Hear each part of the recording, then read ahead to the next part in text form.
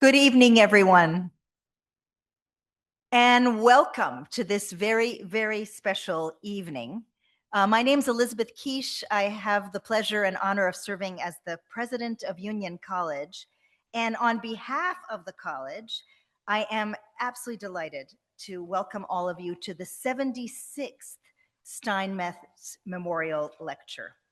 This lecture was created in 1925, 2 years after the death of Charles Proteus Steinmetz, by his friends and those who wished to honor his legacy of innovation, generosity, and service to his community. And it's presently managed by the Steinmetz Memorial Lecture Committee, which includes the Schenectady section of IEEE, the Institute of Electrical and Electronics Engineers, as well as the Steinmetz Trust. So I'd like to thank all of those who contributed to the organization and the funding of this lecture, and a special thanks to Professor Luke Dosick, our William D. Williams Professor of Electrical and Computer Engineering here at Union College, for being the lead organizer from Union College. So Schenectady, GE, and Union College are all inextricably linked to scientific innovation. And no single figure exemplifies this better than Dr. Charles Proteus Steinmetz. Coming to the US as an impoverished immigrant, he became one of the greatest contributors to the electrical industry in the United States, with groundbreaking contributions in the fields of machine design, lighting, and the symbolic method of alternating current calculations. We at Union are so proud of the fact that he served as professor of electrical engineering here starting in 1902, and 3 years later took charge of the college's then brand new electrical engineering program. His creativity and curiosity make him a role model for the liberal arts and engineering curriculum that Union pioneered in the 19th century, and which we continue to offer and evolve today. Past Steinmetz Memorial Lecturers have included several Nobel laureates and many other leading scientists in a wide range of fields: experimental physics, the invention of helicopters, semiconductors, nuclear submarines, internet pioneers, nanomaterials, and many, many more. The most recent lecture, I had a student ask me this evening, wow, I'm a senior and I've never been to one of these. I'm so excited. Well, the most recent lecture was in November 2019, right before the COVID outbreak. So this is a very special occasion this evening as we celebrate the return of this tradition by welcoming a most distinguished scientist and engineer, Stephen J. Sasson, the inventor of something that has changed all of our lives, the portable digital camera, although he does not want to be given credit for the selfie. He's told me that already. He is a prodigious holder of many patents, and as we see in this wonderful photograph, he is the winner of the National Medal of Technology and Innovation bestowed on him by President Barack Obama. So now it's my great pleasure to turn things over to John Spinelli, who is Professor Emeritus of Electrical and Computer Engineering here at Union, who is going to offer some comments on Charles Proteus Steinmetz. Please join me in welcoming Professor Spinelli.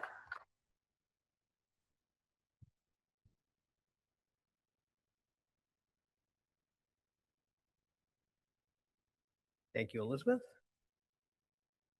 And it's gone.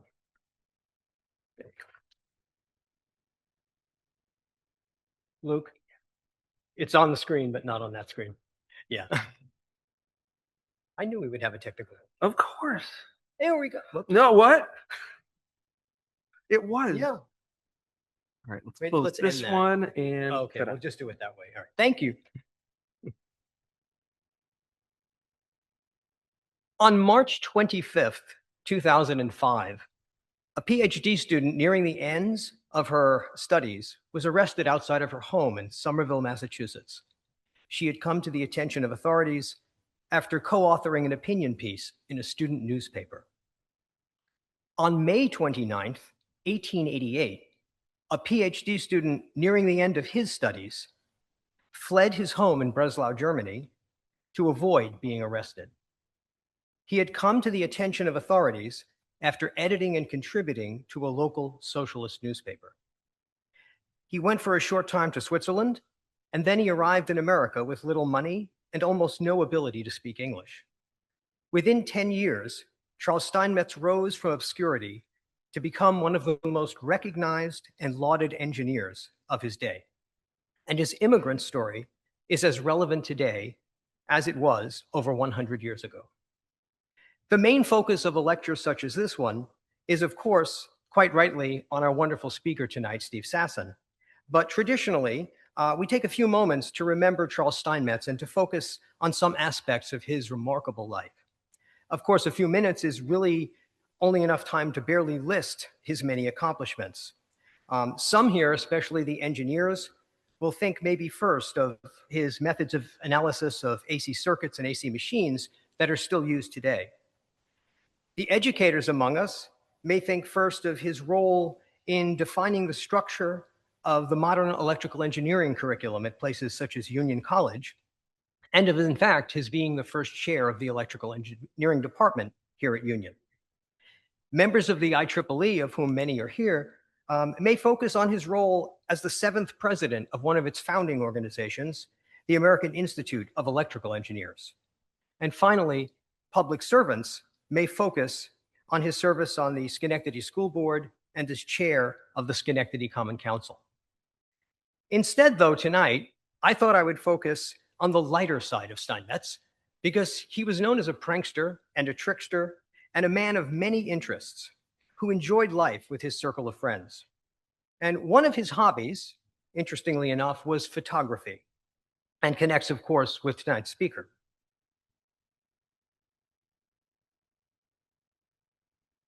Okay.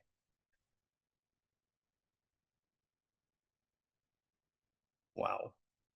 Luke. Down arrow doesn't work. Left arrow doesn't work. Oh, escape key. Oh, geez. Nothing is working. Ah, what did you hit? Okay, all right, that's fine. I mashed buttons. I will do that. Okay, thank you. Here is Steinmetz in his personal dark room in one of his early homes.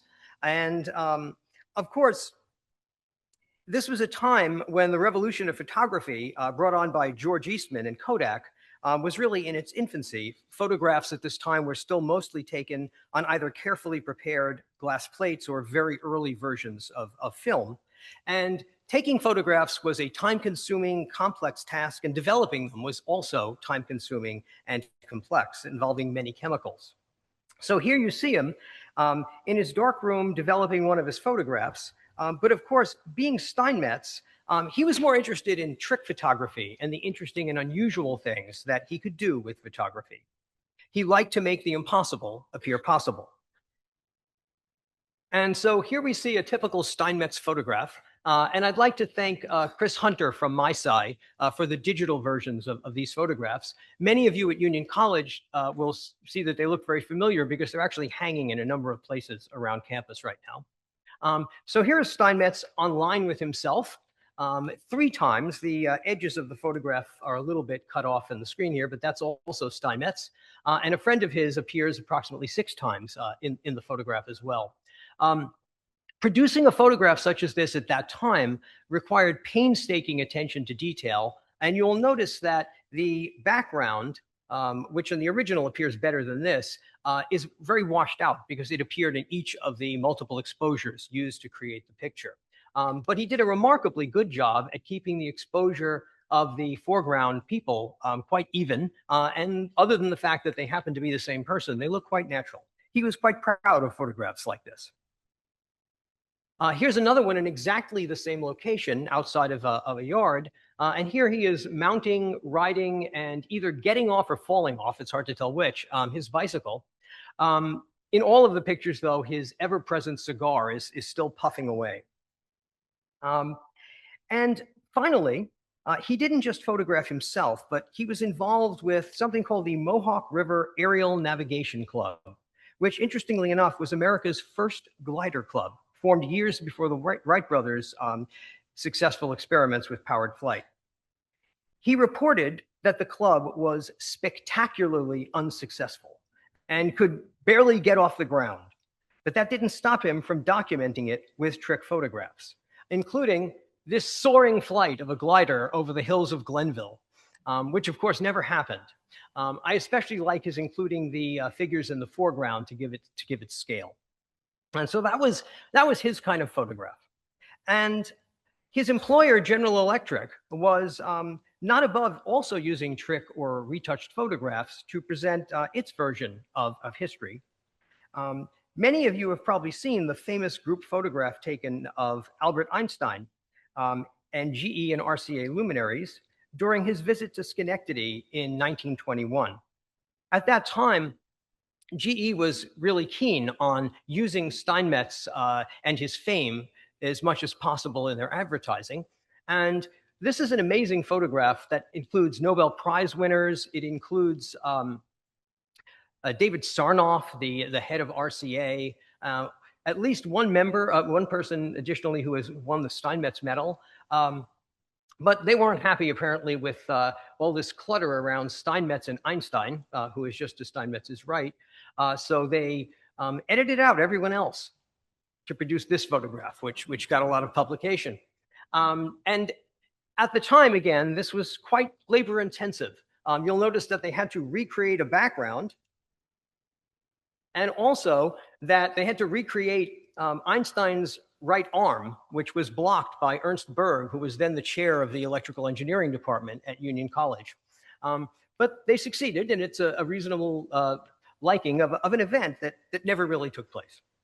Well, thanks to the development of digital photography, pioneered by people like Steve Sasson, and also the development of photo editing software like Photoshop, and more recently, the development of generative AI, it's now easy to create alternative realities with photos, much like Steinmetz was doing for joke. So I'd like to close with an image that I'm sure Steinmetz would have enjoyed very much. I'd like to imagine that famous meeting where Steve Sasson got to show George Eastman, the founder of Kodak, the prototype of his digital camera. And so here it is. And you'll notice that I'm not sure if George is happy about this or sad. Maybe he could foresee the effect that this might have on the film industry. But at any rate, I think it captures an element of Steinmetz, the trickster and the funster, that too often does not go mentioned. It's my pleasure to now introduce the person who will introduce our speaker. And that's Lalit Mehta, the IEEE Steinmetz Memorial Committee Chair.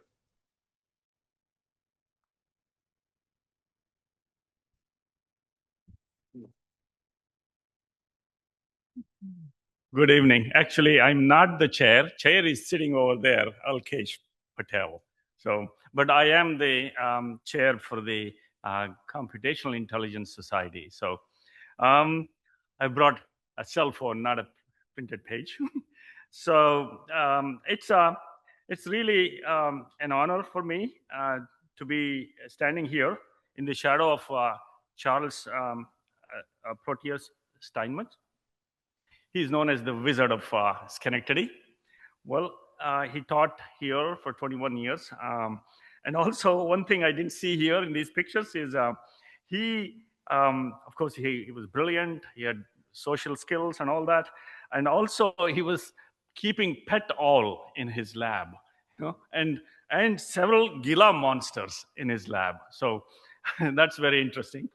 So we have invited a speaker and who shares the same wizard-like quality of seeing things no one could see. And that's the quality we all admire. And perhaps a similar knack as working with gadgets and wizards. So the speaker tonight is Stephen Sasson. You've heard his name several times. Stephen grew up in Brooklyn, New York. In his childhood, spent the time in New York. Also, he secured his bachelor's degree in 1972, a master's degree in 1973, all from the local university, RPI. So it's amazing. After he finished, he joined Kodak think that was your first employment, as far as I know. And as soon as he joined, he could see no one else could see. So that was the invention he came up with. That is the first digital camera, black and white. It took 23 seconds to get an image. Remember this number, 23 seconds, right? But now we can do instantaneously, right? So, well, he has 10 patents, US patents, and is married with 2 children. So shuttles between Rochester and Charlotte. Wife Cynthia is here. Thank you for coming to this event. Maybe you've heard this talk many times, but this will be new. So, yeah. And one thing I would like to really see is, or mention, is his numerous awards for having invented this cool technology. Regional, national, and international recognitions. Let me read some of them. 2007, he was inducted to the Consumer Electronics Hall of Fame. 2009, Economist Magazine Consumer Products Innovation Award. And 2009 or 2010, I think, you got US National Medal of Technology and Innovation. That's very prestigious, by the way. And President Obama gave him the award for his seismic disruption of photographic industry. So that was amazing. Congratulations again. 2011, he was inducted into RPI's Hall of Fame. 2011 again, inducted into National Inventors of Hall of Fame. And also he holds several honorary Doctor of Science degree and Doctor of Engineering degree, Doctor of Science degree from University of Rochester, and Doctor of Engineering degree from RPI. These are honorary degrees. Also board position at George Eastman Museum and National Inventors Hall of Fame. I don't know where you get time for all of these things. So, and interestingly, I knew about Steve when I was working in Xerox PARC in Rochester. I was there for about 21 years. But I met him once in Engineer of the Year Award ceremony. Then I met him again in Houston, where I was at that National Academy of Inventors Hall of Fame. And Steve gave a wonderful talk. And then I felt I have to invite him if there is an opportunity to have him talk to you. So this gave me a wonderful opportunity to bring you here. And fortunately, Kodak lawyers didn't see this coming. So this is wonderful news. And we promise that we don't have any Gila monsters in the front row. We don't have pet owl. So we have just people clapping. Doesn't take 23 seconds. Immediately we'll clap. So ladies and gentlemen, please join me in welcoming our 2026 Steinmetz Memorial Lecturer, father of photography, Dr. Stephen Sasson. Thank you.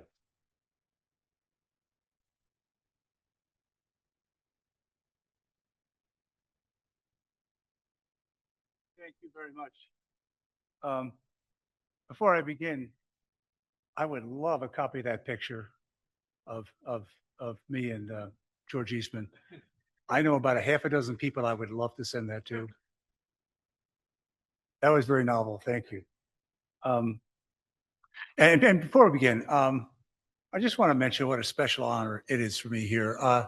As a young kid growing up in Brooklyn, I got fascinated by electricity and electronics at a very young age. And I remember going to the library and reading about the pioneers in the early 20th century. And I knew Steinmetz. Steinmetz was that crazy genius that smoked cigars all the time. It was down by the Mohawk River. Now, the Mohawk River could have been the Hudson for all I knew at that time. But the fact is I knew about him. And so to have this great circle moment in my life where to be invited back to his home to get this honor to give this address is a very special honor for me. So thank you very much. Now I'm going to have to rewire something here to get my slides up.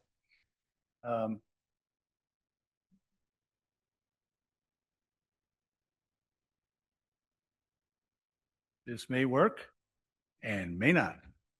Can we take that? Yeah, thank you. Okay. Okay. Oh, that usually doesn't happen, people. Okay. So we're off to a good start. Okay, so I'd like to tell you a story. And this story is about the development of all electronic photographic system that was developed in 1975 at the Eastman Kodak Apparatus Division Research Laboratories. And in the course of doing that, telling that story, I want to share with you some of the inside information about the development of digital photography that took place at Kodak, a chemical company that really hasn't been told quite as much. And also, I want to share with you at the end some of the learnings I've gathered over the years about how to institute innovation inside of established organizations that may not necessarily want to hear about it. Okay. So this project was the development of a portable camera, okay, that recorded pictures. The picture was taken in 50 milliseconds, but it took 23 seconds to store it to tape, right? And it was portable, and I could carry it. Anybody could have operated this camera. And you would record the information on a magnetic tape, and then that tape could be removed, and it could be put into a playback unit. And then after about a half a minute or so, up would pop the image on the TV screen.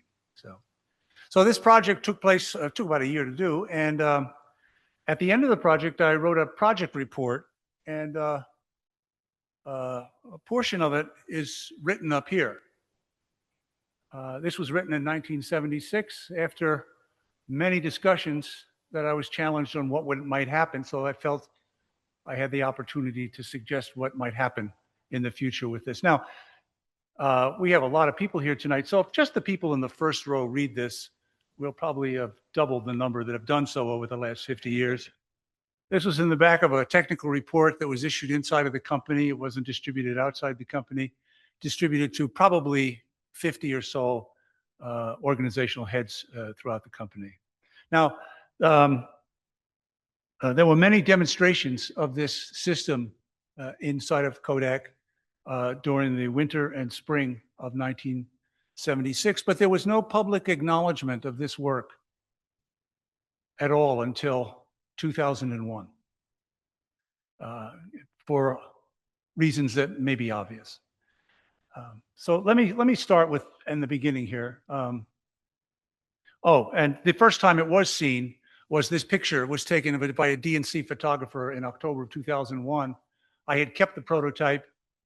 I mentioned that they wanted me to come and have a picture taken because now the company was happy that they had invented the digital camera.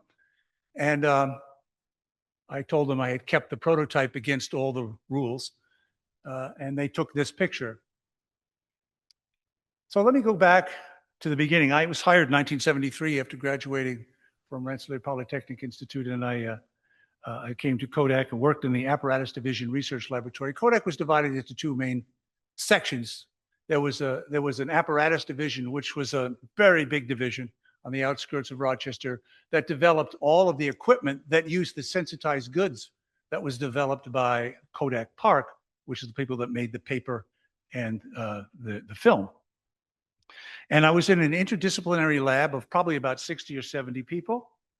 And I worked in an electronics research lab group.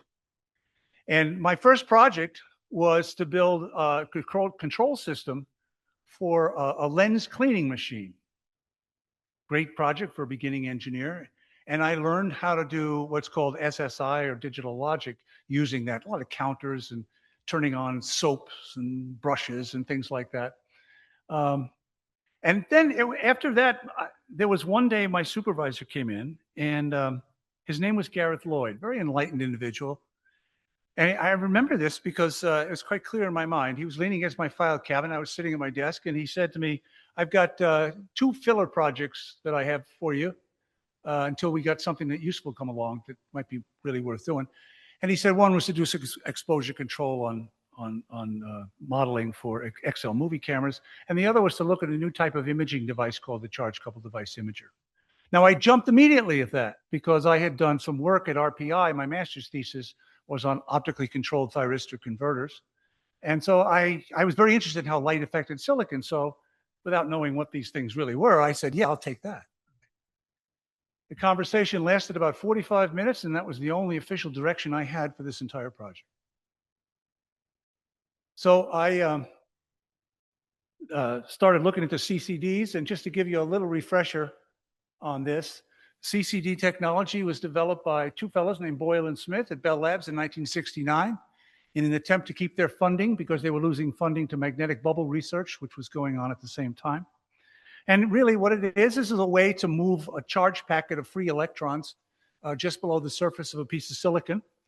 And you can move them from spot to spot, maintaining the integrity of that collection extremely high. You didn't lose any electrons by doing that. Very novel approach. They received the Nobel Prize for this in 2009. The other side, this diagram shows the imager. That was actually proposed by Michael Thomaset, also from Bell Labs. And he said, well, in order to get those little charge packets, why don't we induce them by light, by using photodiodes in photosensitive areas? So the combination of those two things resulted in what we call the charge coupled device imager. And that was the basics behind this. Here's the spec sheet for the first one that was made by Fairchild. I can't have an IEEE talk without a spec sheet, so I had to throw it in. But this is what it was. It was a rather experimental device, actually. It came in a 24-pin dip, and it had many, many different voltages on it. And it had what's called an interline transfer architecture.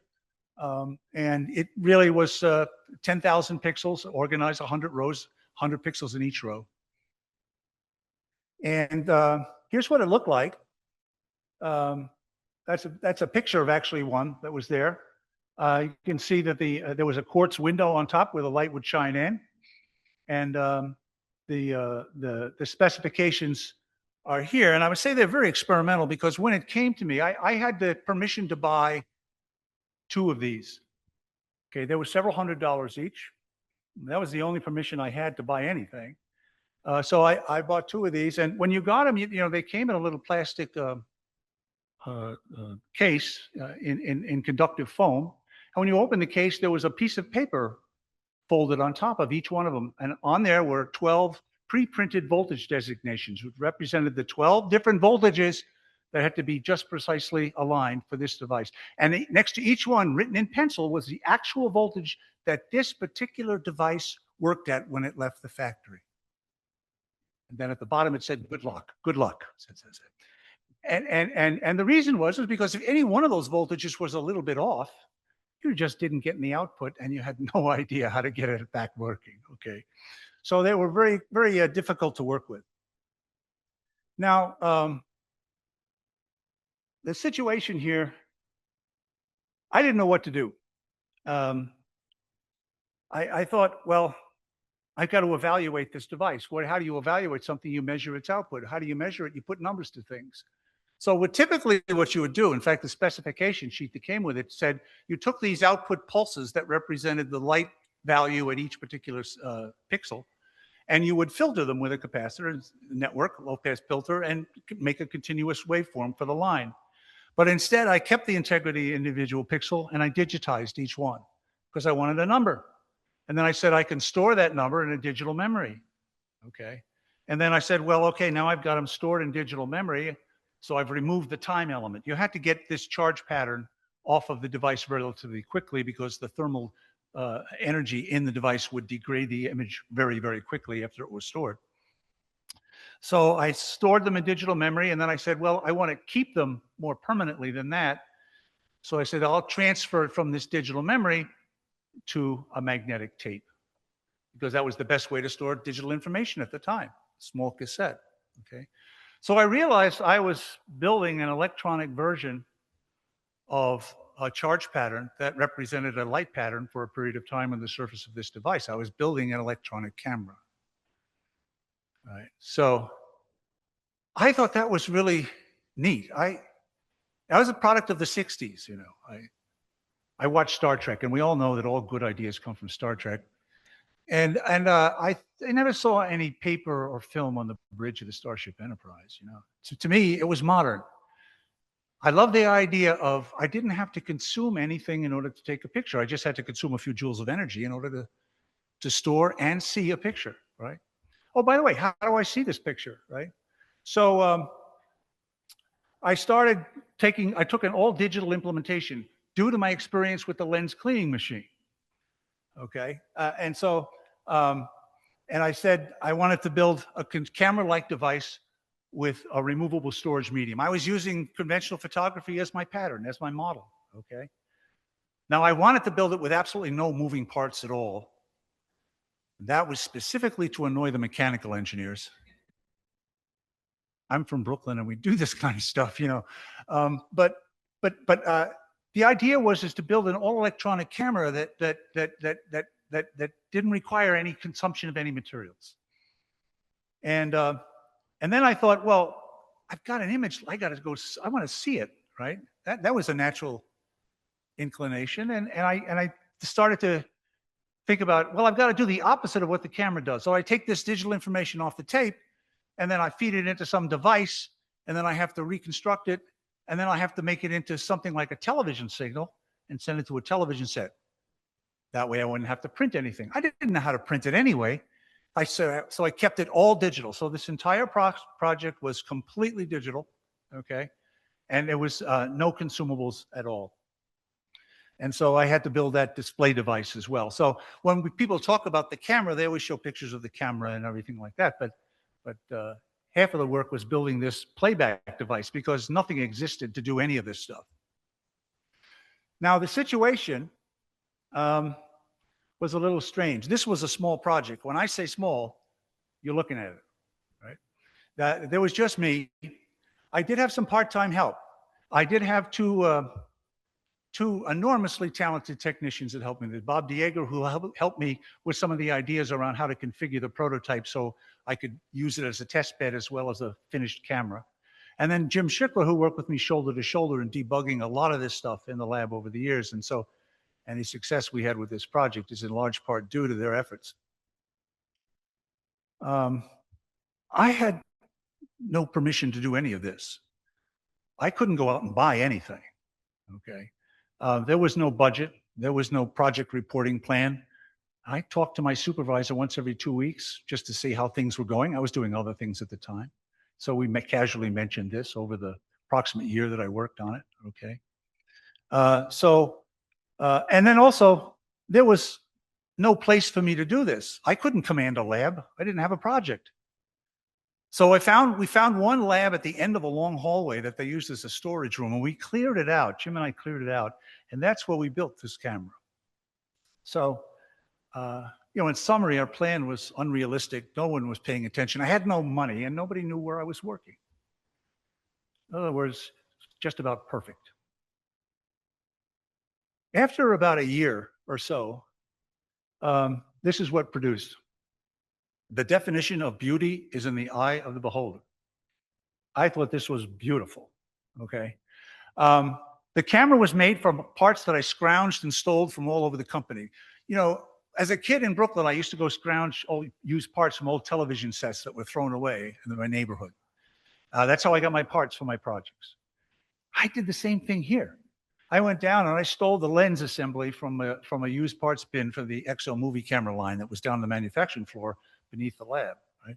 The recorder was actually from a well logging recording system for when they were drilling wells, but it ran off of 12 volts and it fit in my camera.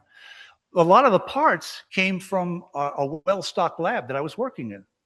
A lot of the parts I had ordered for my lens cleaning machine, I had extras, so I used them for this. And then the parts that I had to order special that were for this, like some of the DRAMs that were expensive, and you probably know this working in industry, if you keep it below a certain value, you don't have to get the sign off. So if I needed 12 DRAM chips, but 6 of them cost, I ordered 2 bunches of 6, that kind of stuff. So that's how I basically ordered a lot of the parts here. Now let me show you, because we're an IEEE group here, this is the specification with this. It was about the size of a toaster, weighed about 8.5 pounds, powered by about 16 batteries, and I stored 30 images on a cassette. Pictures were taken, like I said, in 50 milliseconds. They were captured into DRAM. And then from there, it was read out over 23 seconds into it. And when the tape stopped running, that's how I knew I had captured a picture. Now, I'll show this here. I don't usually show these, but this was how the camera spent most of its time. Everything that was built for this camera was built first and only time in this prototype. I couldn't afford to build any special boards or do any practice work. It had to fit in here. Every time we built it, it went in here. The CCD was up toward the top section up there, and then we ran it down on the A to D converter was there. On this board here, I used what's called the successive approximation technique. Again, very lucky. It had just become available from Motorola. They used it for DVMs at the time. I appropriated that and used it in this design here. So I didn't have to go out and buy a flash converter, which would have cost me $600, and they never would have paid for it. So I was lucky on a number of events where new technology had just gotten to the point where I could utilize it. The DRAM board. That was hand-wired by Bob DeJager. I always thank him for that. He always blamed me for making him get some classes after this was done. But this was where I held the memory. Each pixel was digitized to 4 bits, and I had 10,000 of them. These were 4K memory, so I had basically 12K to store there. And that's what that was basically the first memory card in there. And then, of course, if any of you analog guys, that was my analog power board. Everything was powered on top of each other. There was changes all the time. Everything was in constant flux. We were constantly changing. You see, because you had to debug one circuit at a time, and you couldn't see anything until everything was done. There was no partial images. There was no, the only way you could judge progress was by voltage measurements and oscilloscope traces. Now let me talk about the playback unit. This was a little bit more difficult because I needed now to do some rather interesting stuff. I had 100 lines of information. I wanted to make it into a television signal, and NTSC, which was the standard at that time, required about 400 lines to display on the screen. So I had to actually do some computer manipulation. In order to do that, I needed a computer chip. And it just turned out that Motorola had made available a microprocessor development system for engineers. Two great things about it. One, it had a great microprocessor in it, and two, it had a publicly verifiable bus, which means I could build boards that would fit into this thing. Now, this thing cost several $1,000s. So what I did was I wrote a proposal for the lab saying we need to study microprocessors. In fact, that was probably a valid thing because Kodak, you might not know this, was one of the first people to ever put a microprocessor in a product. Actually, the ActivePrint 100 was the first copier, and they put that in. The guy who did that sat in an office right next to me. Now, this was a more powerful processor. So I wrote that up. Don't say that creative writing is a useless course. Turned out to be very helpful for me. And they bought it, and it went in here. And of course, I studied microprocessors and how to develop this. Now you can see here that the photo album was my line of cassettes on the left side.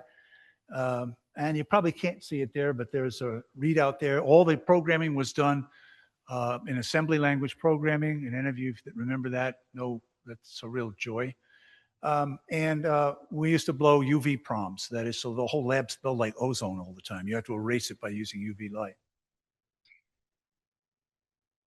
Now, let me show you the test target.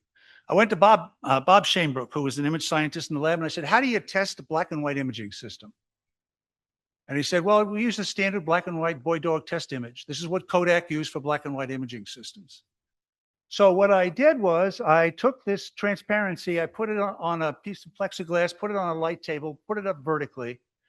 Then I took a picture of it with my prototype, then loaded it into the playback unit, put it on the TV set, which I stole from the education center. They weren't looking. And I slid them together. And then I had to hire a Kodak photographer because, and this might strike you as strange, I was not allowed to take pictures inside of the Eastman Kodak Company. I had corporate rule. You had to have a corporate photographer do that. So he came up and took a film photograph. And this is the only example I have of the image quality that was being showed to people in the presentations I'll talk about later. Now, I want to just zoom in and show you exactly how bad this was. This had just about every artifact that early digital imaging had. You can see in the upper right-hand corner the layers, that has to do with the fact that I didn't have enough bits in order to make a smooth gradation, okay? You can see spots throughout that. That's photo response non-uniformity or defects in the original imager. By the way, these were the best ones they could make, okay? If you take a look at the nose area to the right, you can see stair stepping on that, and that was my interpolation not being done correctly, okay? And then there are whiskers on that dog, not that you can see them because there's no resolution there. So this was basically what people were seeing when I demonstrated this, okay? It wasn't a great image, but the system worked, and it was a complete system. Anybody could have picked this camera up, taken a picture, popped the tape out and put it in, pushed a button, and it would have done it. So it demonstrated a concept, just not all that well. So the timetable for this is that the first picture was in December of 1975. We took a picture of a young technician. We were in the lab, Jim and I were in the lab. We had finally done enough measurement where we felt that we had everything working. We thought we'd actually try to take a picture. We never did that before. And so I picked up you couldn't take this lab had nothing photogenic in it. So I folded up the camera and I walked down the hallway, and Joy Marshall was sitting there, and she was a young technician working on a teletype. And I said, "Can I take a head and shoulder shot of it?" And she said, "Sure," because she knew we were the crazy people in the back there.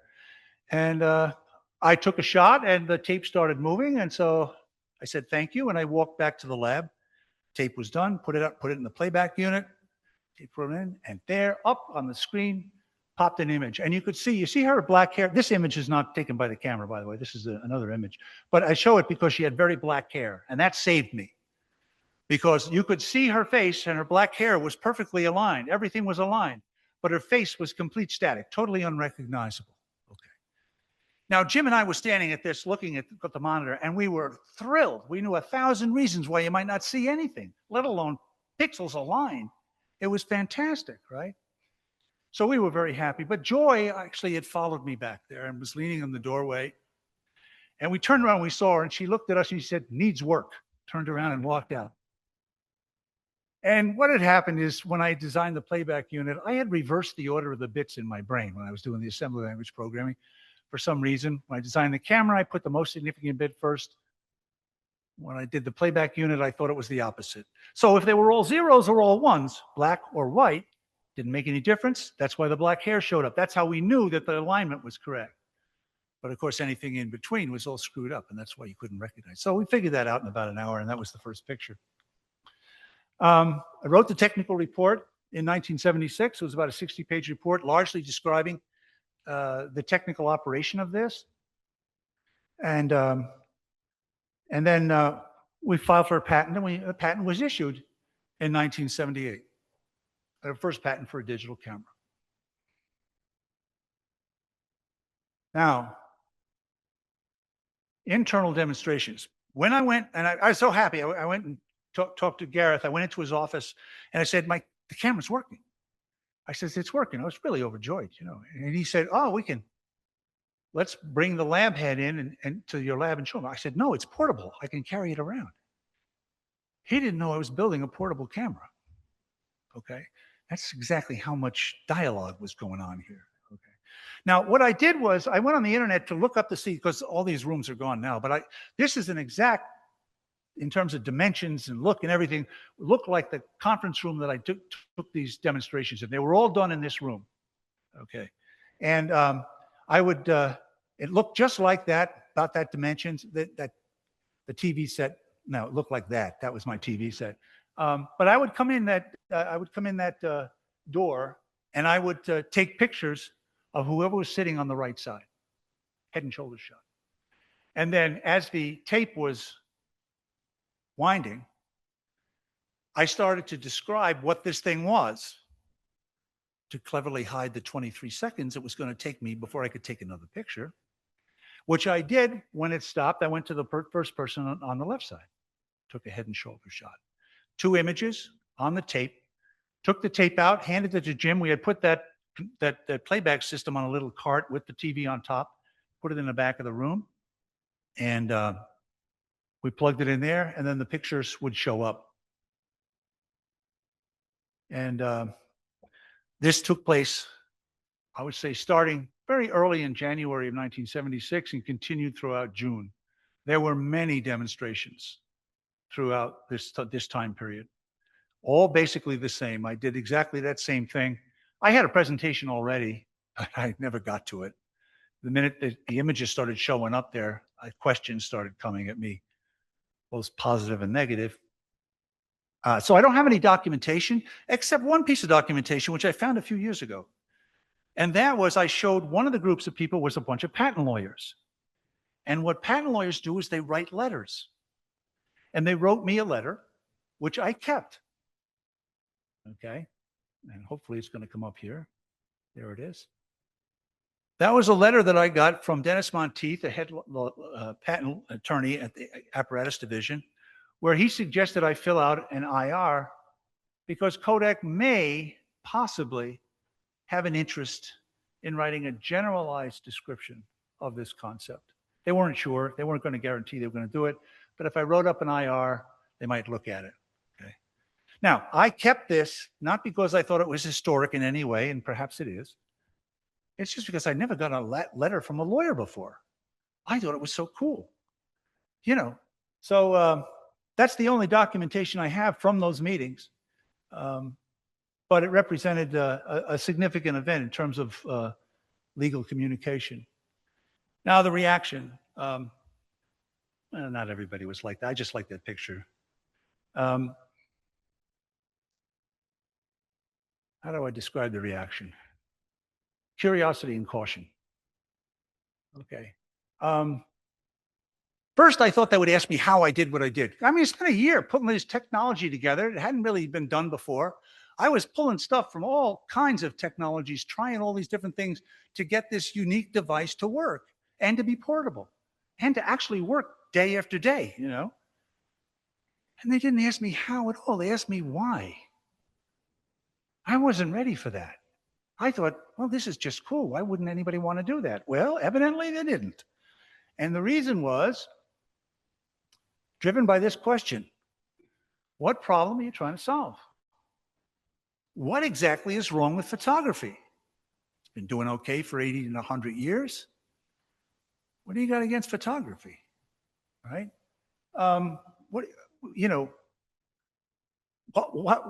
What's wrong with the business model that we have, right?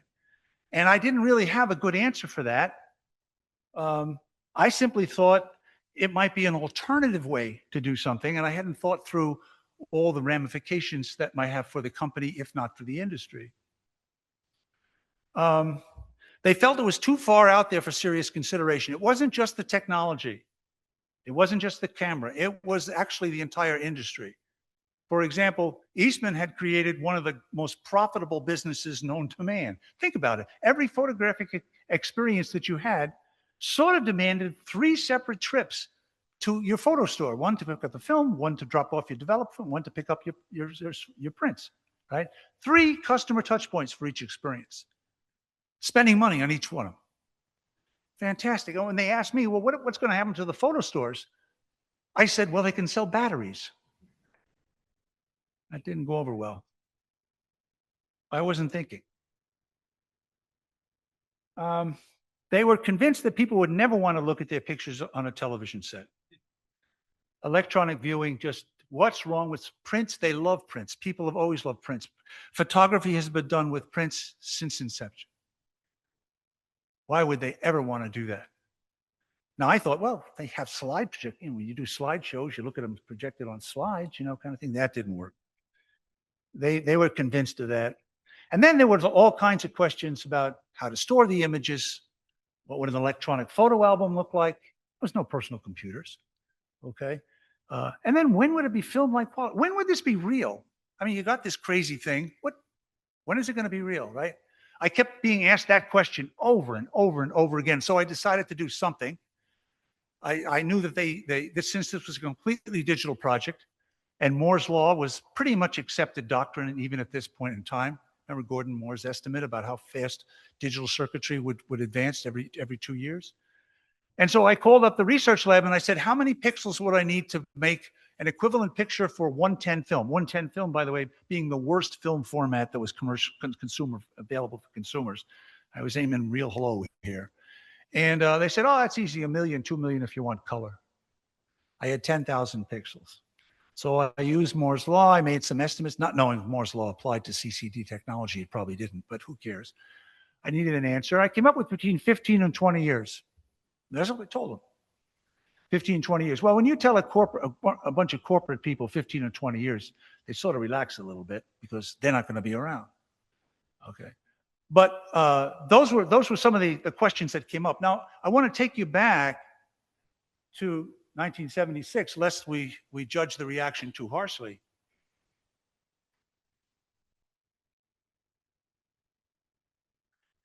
This was completely digital. So the problem wasn't just what I was doing, but how I was doing it. I was proposing it as a consumer solution, potentially in the future, and digital was not part of any consumer product out there at all. Digital was esoteric, expensive, complicated, unreliable. It just wasn't used. All right. So I was proposing that. Now, what you do when you have no answers is you make some up.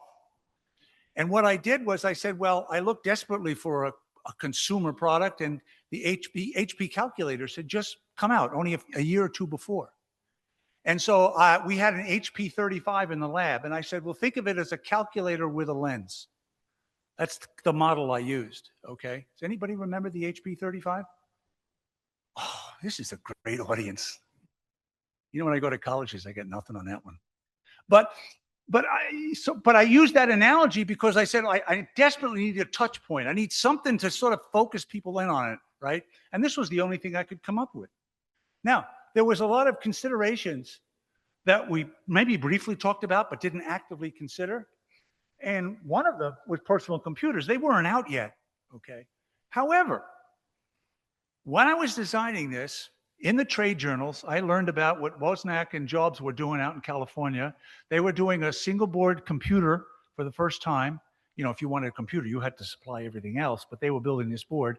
And Wozniak waxed eternally about these 4K DRAMs he used. And these were the same ones I used. And I thought, well, here's a guy building a board with a bunch of DRAMs on it that's a lot like mine. Maybe we could use that as a playback unit. Now, when I looked at the architecture, it was unsuitable. Mine had to be very fast going in and out, so it wasn't the same. But nobody in my audience knew that. So I said, well, perhaps something like this could evolve into a playback unit at some point in time. Somebody's doing something. So it wasn't me telling him. I was using touch points of reality and stretching my imagination to the limits, right, on this stuff. Now, that can get you in trouble, and it did with me. When one of the people from consumer imaging, a marketing guy, I'm not saying anything about marketing guys, but I'll leave it at that. He said, how much for the calculator? And I said, it's about $400. He says, how much for the board from the California guys? I said, about $700. And he says, so for $1,100, you can take way worse pictures than a fully loaded Instamatic for $21. Why are we talking about this? I didn't have an answer. So this was part of the reaction that you had here. We did talk about the internet. We didn't talk about the internet, actually. We talked about point-to-point communication. We did talk about doing dial-up telephone and sending pictures over telephone lines. But the internet didn't exist. It was ARPANET was just being formed at this time. It was some connection between some universities and government labs and things like that. But the internet was on nobody's radar at that time, at least the present vision of the internet. So we really didn't have an answer there. We didn't really discuss that. Local area networks, of course, that was not any discussion point. And surprisingly, photographic printing in the home, that Kodak did have an interest in, but didn't develop any of the technology probably for another 10 years. So we didn't really discuss that.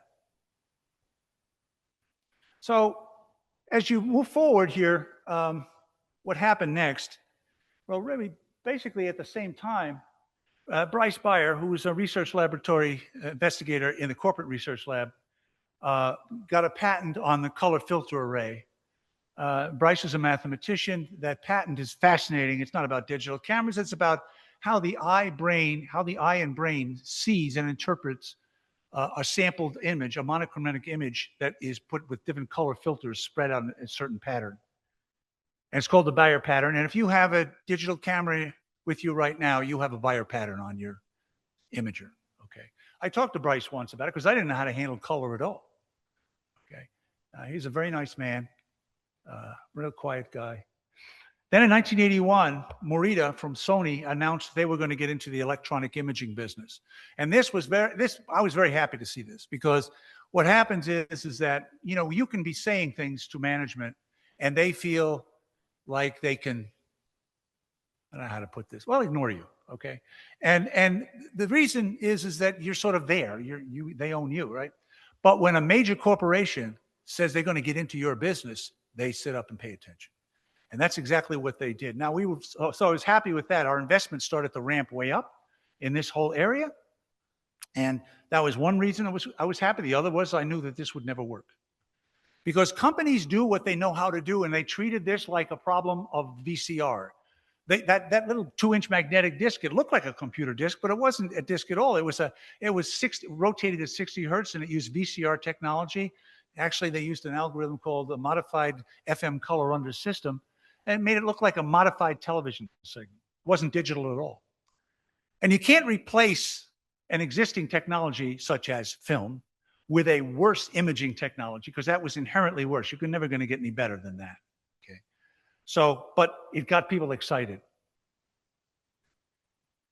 Kodak was working on this stuff. We just never told anybody. We knew that the future of this was not going to revolve around the television set at all. It was going to revolve around the emerging personal computer.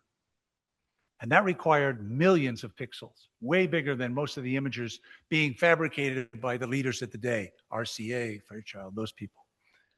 We didn't talk about that publicly. In fact, we were only forced to demonstrate this camera, one of our CCDs, a 1.3 million pixel CCD, only because at a trade show, a PMA, Sony was demonstrating their 512 by 512 imager, and it looked fantastic.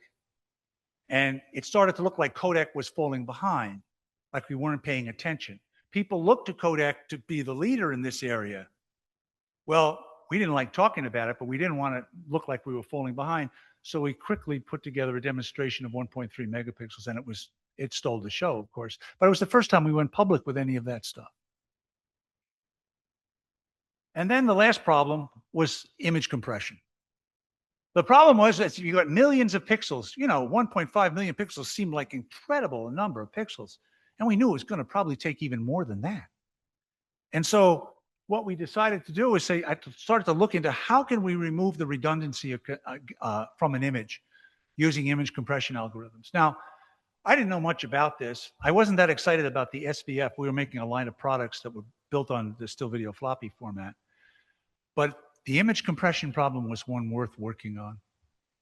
And so I talked to one of the imaging experts at Kodak, Dr. Majid Rabbani, and I asked him which imaging algorithm, compression algorithm should we look at? Because I really want to put this in a real product. Can we really get it out of the lab? Can it really do the job? And he said, yeah. He said, use discrete cosine transform. Well, I looked at discrete cosine transform. It was something developed in the 70s by, I forget his name now. He was working at Kansas State. He wrote, his paper was actually in the IEEE Spectrum in 1974 where he announced it. But it was a very difficult, computationally intensive algorithm. Most of the other ones were kind of simple. They did adding and subtracting of lines and things like that. But this was a whole transform basis. And so I said, do you have anything easier, And I remember him saying to me, nope, that's your problem to solve. He said, the world will decide this is the best way to do it. They just don't know it yet. And damn it, I hate it when he's right. He was right in 1986. The standard was agreed upon for JPEG, which is what DCT is based on, in 1992. I want to tell you about a product that you never heard of, what I think was instrumental in the development of the present-day digital camera. It was a transceiver device that we conceived of to come up with this product line. And all it was an image transition system that would be a tabletop unit, look like that. And what it would do is would capture an image off of any kind of a camera that was a video camera, and it would compress it down and then send it over telephone lines in under a minute, and then reconstruct by an identical unit on the other end of the line. And it had to be visually indistinguishable. And when Kodak says it has to be visually indistinguishable, we have people whose whole job it is to make your life miserable about this subject. Okay, this really had to look good. Okay, so it's a long story to this, but we were the first ones to use discrete cosine transform. I actually had to fly down to Texas Instruments to find the guy whose graphics chip we were using to get it to run faster, because we couldn't get it to run fast. I offered to give a talk on image compression, which I am totally unqualified to do, okay, in order to get this thing to run as fast as we need it to do. And then once you do the transform, you have to get rid of the information. How do you do that? Well, Kodak happened to know a lot about that, because we know a lot about images, and we call it the human visual response, okay? And this was a image science that we knew a lot about. We knew exactly which elements of the cosine transform to get rid of, which ones to truncate, which one to threshold. And we could reduce the number of bits stored by a factor of 8 to 10. And when we reconstructed it, you could not see the difference. At least on a 3R print, you couldn't see the difference. That was our goal, and we achieved that goal. So, all well and good, very excited about that. That's when the trouble began, because it got unexpected attention. I didn't expect anybody to actually buy this thing. I mean, I didn't think there was much use to it. I just wanted to get it out of the lab and see if we could really do this, really put real world constraints on image compression. CBS News had bought some of these, 2 of them, Tiananmen Square, 1989. They were the only people to get pictures out of Tiananmen Square, and they were using this device. They were extremely happy. They were scooping everyone, because the Chinese had shut down all the normal forms of communication. But they could do it, just a dial-up telephone line, and they could do it. They were scooping everybody. They got so excited, they contacted Kodak and said, "This is fantastic. What a great device. We want to do a story just about your device." Well, a major newswork wants to do a story about your device. You're going to do that, right? Of course not. You might offend our present customers. We don't want them knowing we're doing this kind of stuff. Our normal photographers weren't getting stuff out of the country. Well, we had a guy who's head of our division, Brad Paxton, and he was one of the really geniuses. He could talk to management in a way that they would understand. And he got them to agree. We agreed that we would not mention the name of the product. We would not mention Eastman Kodak, but we would like to have them demonstrate the technology. So, because, you know, it's interesting stuff. So our global PR people agreed to this. I'm going to show you the video, and you'll see that we kind of got our message across, but not mentioning it. You'll see how fast those blocks come up. That's as a result of doing a tremendous amount of work, working with TI and optimizing the blocks. And hopefully this will work and you can hear it. On the streets of Beijing. Now, the sights we have seen so far have been gripping, and it has taken a marvel of technology to get them out of the country. We have that story from Channel 2's Jane Velez-Mitchell. They've roughed up reporters, but the Chinese government still hasn't been able to stop it. The flow of compelling images, massacres, monumental courage, pictures that have galvanized world opinion. The horror stories have kept seeping out, even after Chinese officials confronted CBS News anchorman Dan Rather and made him shut down the satellite that was used to feed videotape of the historic democracy movement.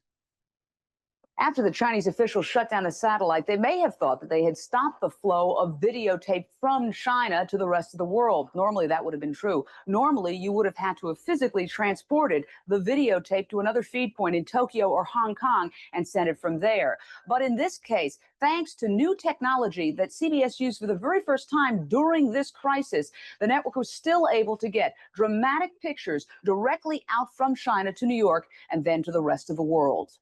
It's called a transceiver or pixelator. Folks here at CBS Network call it a magic box, a machine that takes moving pictures, captures a single frame, then breaks that frame down into computer information or digits, and through an ordinary phone line, sends it to a similar magic box in New York.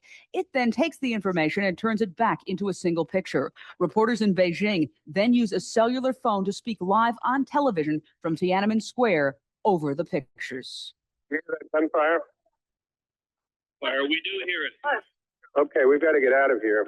Commandeering the crisis coverage for CBS, Lane Bernardos, director of special events for CBS News. He says that single piece of equipment, the magic box, has changed the face of its news coverage. This is a godsend. We could not have done what we've done over the last, say, 36, 48, 72 hours without this kind of device. To the Chinese, it's been a lifeline to the world. We took in some still photographs of crowds cheering our TV crews. They're so happy to see us, even though it's forbidden now officially. The people are saying, they were saying to our crews, get our story out. While the Chinese could confiscate the magic box in Beijing, fans of the new technology feel no regime can stop the flow of technological advance and predict the future will make it increasingly difficult to violate human rights in an ever-shrinking global village. Jane Velez-Mitchell, Channel 2 News.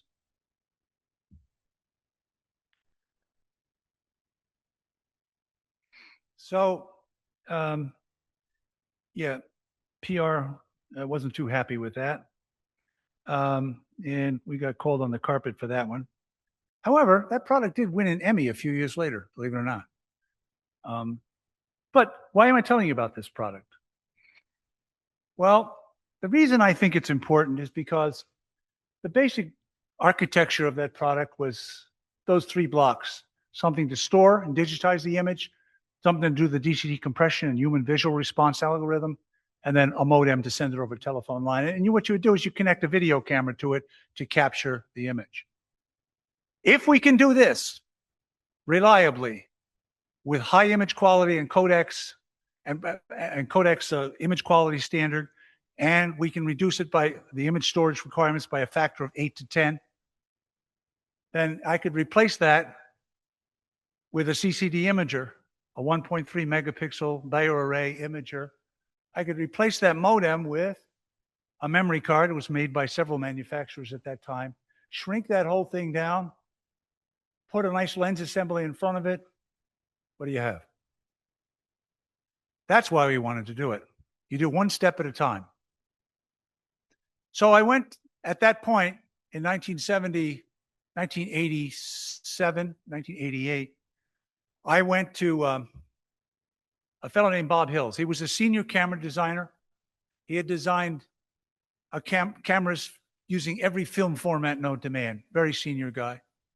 But he knew that digital was coming. He didn't like it. He was a Scotsman, actually. He used to argue with me all the time. And I asked him, I said, could we try to take all this technology and put it into a camera? And he said, okay. He says, but I'm not going to build a camera like you build, Sasson. He had seen my first effort and wasn't too impressed with it. And so he said, as long as it acts and looks like a camera and acts like a camera, I'm in, right? And so what I'm going to show you is a camera you've never heard of. It was never produced. There were only about 6 of these manufactured. We called it eCam for electronic camera. Okay. These were operational in 1989.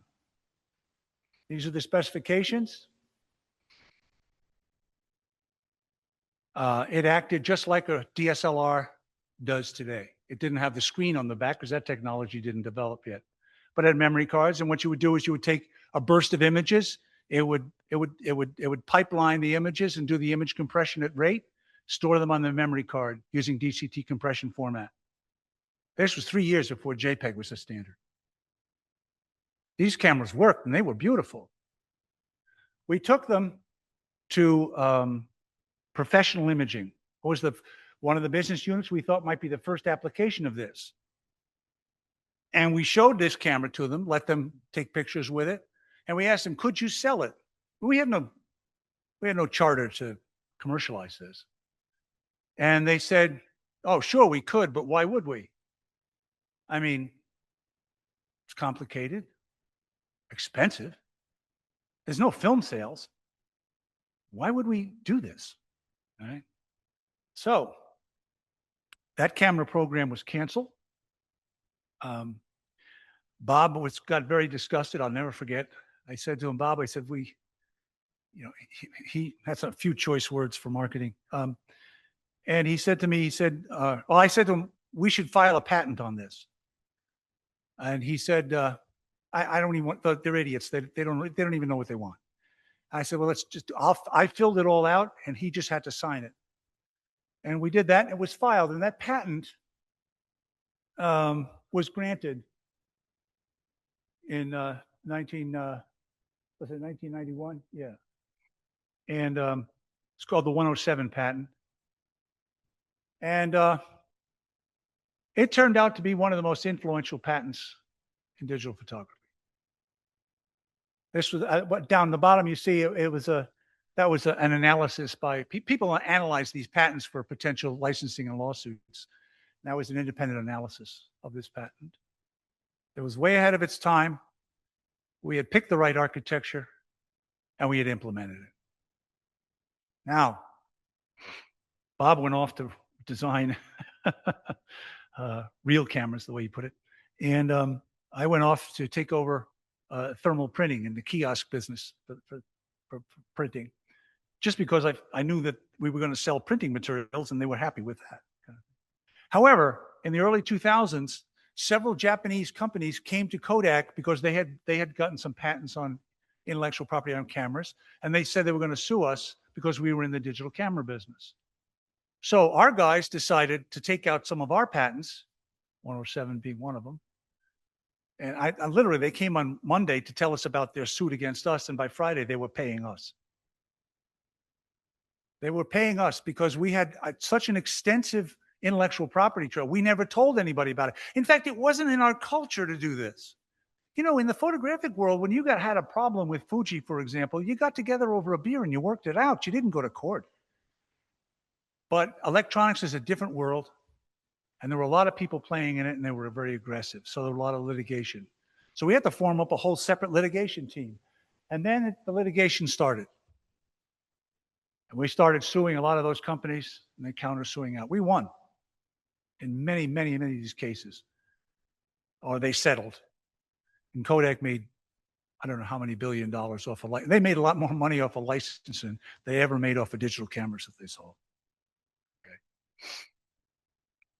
So I want to finish this story on the cameras because several of the team went to a fellow named Jim McGarvey, headed up a commercial camera division. And he started with a very crude camera called the Hawkeye accessory. Hawkeye named after the plant it was made in. It's called the Hawkeye plant. And they only made 2 or 3 of these. And they interested the military in this. And he could configure this in any way to satisfy military needs, because the military are the only people who could afford these things. Okay. And one of those actually flew in space shuttle mission in 1991. Okay, so we started to find a niche. In 1991, the first camera that we really offered for sale was called the Professional DCS. It was a big, big hip pack that you put on, and then you had a wire that went to the camera. It was a Nikon F3, as I remember.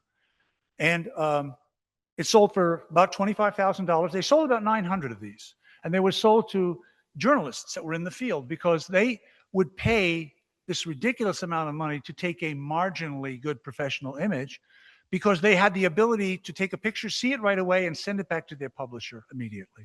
That was worth the money that it took. So we were finding the niche for this to start to grow. Okay.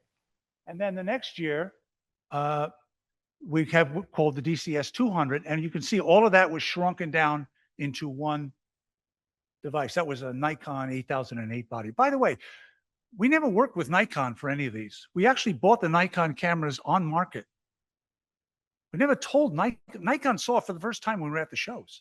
We hollowed them out, put our electronics in them because people trusted Nikon. We didn't make professional cameras. Nikon did. So we just stole their bodies, put them in. And by the way, you'll notice here that Kodak shows up for the first time on the camera body in bigger letters than Nikon does. the camera designers insisted upon that because they were tired of being suggested that Nikon designed it. I had nothing to do with it. We were doing that. For the consumer space, it was even more interesting. Apple introduced what's called the QuickTake 100. It was a camera accessory for their imaging computer. The very early days of Apple, you might remember a lot of the imaging people were starting to use Apple because they had directly addressable memory. They could address more memory. What you don't know is that camera was designed and built by Kodak. We couldn't tell anybody about it. In fact, the only requirement, and by the way, years later, I was involved in a litigation on this very camera. I was a 30b6 witness in the ITC. And I actually saw the legal agreement. And the legal agreement was, we'll design and build it, and we won't mention Kodak at all, but it can't look like a conventional camera. That's why it looks like a pair of binoculars. That was the only requirement from Kodak, is it can't look like a real camera. Okay, so we still had problems. The next year, Kodak introduced the DC-40. Looks a lot like that. It was a little bit higher resolution. And that was our first foray in 1996 into digital cameras, okay? Which was about 18 or 19 years after on my prediction, which was, I had no basis for claiming any accuracy of that. That was complete luck. Okay. The first camera that reached 1 million pixels was the DC-210. It was considered what's called the dominant design. A dominant design is something where all the elements that you consider normal in a camera today first came together, okay? Liquid crystals display on the back, viewfinder, memory card removable, all that kind of stuff. And then it increased by 1 million pixels a year after that. The number of digital cameras exceeded the sale of film cameras, I think in around the year 2006. That was at the same time that film started to decrease in sales at around 18% a year. So let me just spend a few remaining minutes on some stuff, because this story, I realize, is talking about very old technology, but it's also a story about people and the organizations they make up. And that hasn't changed that much. And so as engineers, you're change agents, and so is one engineer to another. I'd like to share some of the learnings that I've picked up in my time that might help you in managing an implementation of a new idea inside the organization that you might work in. And the first thing is I want to talk about culture. Every organization has a culture, and it's a very powerful thing. You don't want to get on the wrong side of it. Always make every attempt you can to put your idea into culturally accepted terms. You remember that, that tape where I put 30 pictures on a tape? That number was deliberately chosen to be between 24 and 36, the two consumer film lengths at the time. Now, really, I could have put hundreds of images on that tape by increasing the bit density. I only had about 400 bits per inch or something on it. That would have been easy to do, but it would have made this concept seem more distant, and it would have made it unnecessarily more hard to believe in. Okay. So my takeaway here is, don't challenge your corporate culture. Use it wherever you can. Friends, the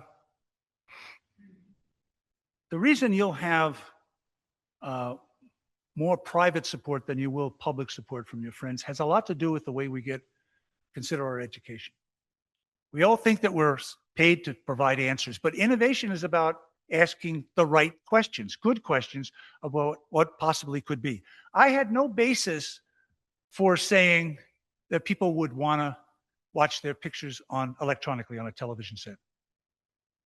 And I couldn't convince anybody that that was a realistic expectation. Okay. And so it was really hard for me to say, well, okay, I can't convince you of that, but keep listening to my idea anyway. Well, if it's hard for you to do that, it's doubly hard for your supporting friends to do that. So you want to expect that. Public relations. Anytime you're trying to institute a new idea, whether you like it or not, you're in the public relations business. And engineers, they don't naturally go to that side of the things. They try to ignore it. And that's a mistake, okay? You have to pay attention to what your audience is sensitive to. Okay, an example of what not to do. You remember those meetings that I was called to demonstrate the camera all throughout 1976, the early part? You know, everyone was set up the same way. They'd come into me with a list of names to invite. I didn't know who they were. But they let me entitle the meeting. So you know what I called it? An example of filmless photography. Bad choice. You know, given the audience, right? You have to think about what your audience is attentive to. So two things I want to carry away here. One is be honest with the shortcomings of your idea. Believe me, people are going to point them out to you anyway. Don't spend a lot of time saying it might not be my, but just admit it, okay? And the second thing is to be positive, not just about your idea, but don't say anything or discount anything about the present approach that your new idea may be discounting or taking over or replacing. And the reason for that is your motivations become the subject of discussion rather than the content of your idea. And that's a bad place to be. Roadblocks. I say they're all temporary. Roadblocks they come up all the time. If you work in an established organization that's been reasonably successful in its history, I guarantee you they have a very highly developed no factory for new ideas. You will get no instantly, okay? Expect it. I want you to listen to the ideas because they usually come from pretty smart people. But I want you to recognize that these roadblocks are opinions, and these roadblocks get exploded all the time, many times from directions you have never anticipated. I don't have time tonight to tell you all the reasons I heard over my 25 years of working in that area why that camera that's in your pocket or purse right now would never exist. Let me just suggest that if you're given a roadblock and you can't do anything about it, just pretend that it's gone and work on what you can do. Remember, you don't have to invent everything. And the last thing I want to talk about is the personal stuff. Maybe this is the most important part. Because the first thing anybody sees about any idea you propose is you and how you relate to your audience and how you get your idea across. I call it the 3 Ps, okay? I talk about patience here. Remember, you have to be patient with your audience because you've had months or years of thinking about this idea and your audience has not. Your audience is in the present, which is comfortable, and what you're proposing is probably not. So you want to be patient with the resistance. You want to get comfortable with the questions. Remember, it's a sure sign you're being heard. Persuasion. This is something engineers aren't particularly good at, in my opinion. This is about listening to your audience and finding a place where your idea can satisfy the hopes and dreams of the people you're trying to impress. And persuasion is about reason and emotion. Emotion, I know that's a word that engineers hate, okay? But really, in the early stages of any idea, you don't have enough data to use logic alone. Your job is to engender faith in your idea, create curiosity for your concept, and that requires you to lead others to want to take a chance. It's a soft skill, but it's worth practicing. And last is persistence. And by persistence, I mean sticking with your idea in spite of the challenges. And I would say don't ignore the challenges, actually embrace them. Because your idea is going to morph and change over time as it goes to maturity. And inevitably this happens. And the first indication of how your idea is going to change in a practical way probably comes from these ideas. So don't let these challenges dilute your enthusiasm. Use them to fuel it, to help you refine and test your vision as it goes toward maturity. Okay, one last slide. I just have to do this because it was the 50th anniversary of when I took the first picture in the first week of December in 2025, only a few months ago. And so I called up my friend, Todd Gustafson, who's the curator of the technology portion of the museum. And I asked him to open up the exhibit a few minutes early so I could sing happy birthday to my prototype. I know it's embarrassing. And so he took this picture and he sent it to me. And this picture really reminds me of an old saying about engineers that they always overestimate what they can do in 5 years and underestimate what they can do in 20. And I have to add, they can't imagine what they do in 50 years. Thank you very much.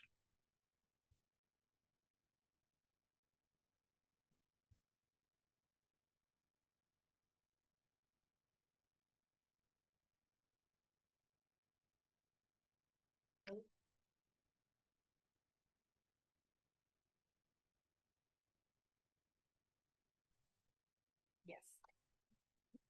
Wow. Can we just give him another round of applause? That was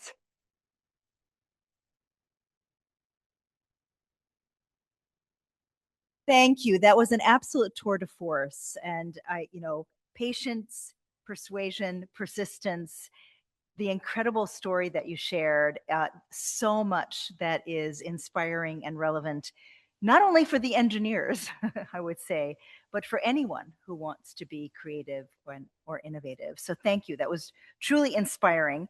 And it is my great pleasure and honor. I was like, oh my God, it's gone. To present you with the Charles Proteus Steinmetz Medal. Thank you. Thank you so much for being our lecturer and for everything that you have done for technology and innovation. Thank you. I will treasure this. No kidding. As a kid, he was one of my heroes. To be here today, it's really sort of a dream come true for me. So thank you very much. I'm very honored.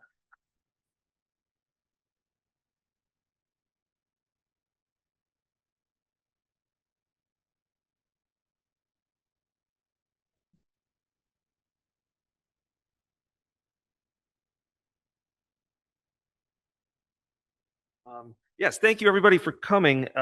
Just a couple of quick thank you notes. Thanks again to our speaker, Steve Sasson. Thanks to all of you for coming, the Union College students, staff, and faculty, our community members, and our people at home on Zoom. The other speakers, President Keish, John, and Lalit, our hero back there running audio and visual, dining, campus safety, Sorum House for donating the coffee and cookies back there, the Steinmetz Lecture Committee, Alkesh, Mike Trainer, especially for leading the way on the PR. He managed to get a spot on NPR this morning, so that was pretty cool. And now it's time for some Q&A. So I'll invite Steve to come back up here, and I'm going to go to the back and grab a mic. And if you have any questions for our speaker, just raise your hand, and I'll be running around with the microphone.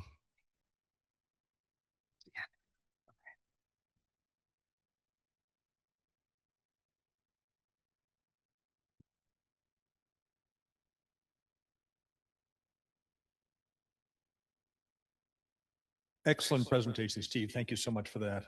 A question for you. As we have the advantage of looking back in time, do you think that if Eastman Kodak could look back on that, what would they have done differently? How would they have embraced your technology, and how much farther might you have come had they been more enlightened? It might surprise you to know that I get asked to talk a lot, but usually it's not IEEE meetings. It's business school meetings. They want to know about the question you just asked. Now, after considering it for a long time, I can tell you I don't really have a great answer. Kodak did a lot better than you might think. Certainly my prototype was very premature and just created some discussion. But I worked continuously in digital imaging my entire career at Kodak. No one tried to stop me. And there were many people working, doing outstanding work in this area. We had a culture problem. We had a very successful business model. So anything new gets compared to that. I don't think I'm surprising anyone here to tell you that the manufacture and sale of photographic film was one of the most profitable products ever devised by man. It had a high barrier to entry. It was extremely profitable, and only a few people could do it. So anything you do that comes along, it gets compared to that. So we knew it was coming in the late 80s.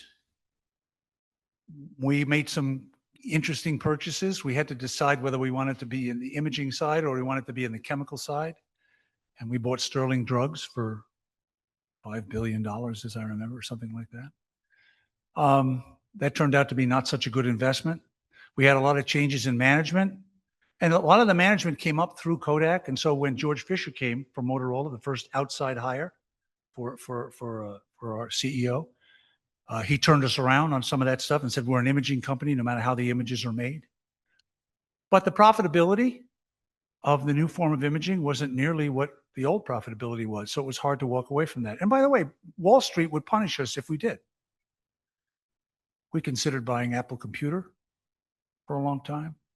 A lot of books were written, sort of using Kodak as an example of technology displacement. And then, of course, we were actually number one in consumer cameras, at least in the United States, for a few years in the early 2000s, as I remember. But the profitability wasn't there. So I don't know what they could have done differently. They probably in the late 80s, if they had made a massive change, which I don't think culturally they could have stood, they might have been able to do something. But it's a question that let's put it this way: there are a lot of business schools writing papers and books right now about that very question, and they all have their different opinions. So I point you in that direction. They're a lot smarter than I am about that.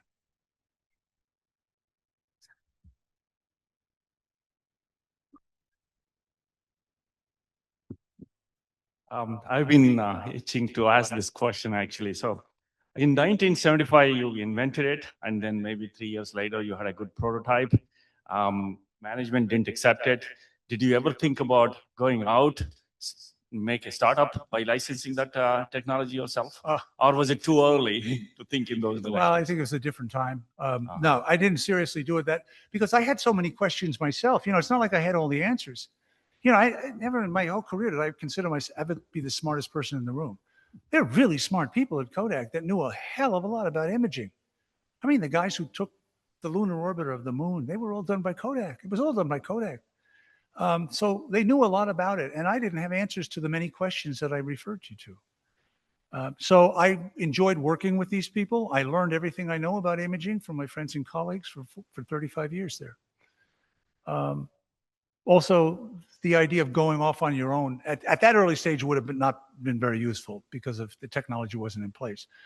I could argue 10 years later, that was probably a more realistic idea, okay?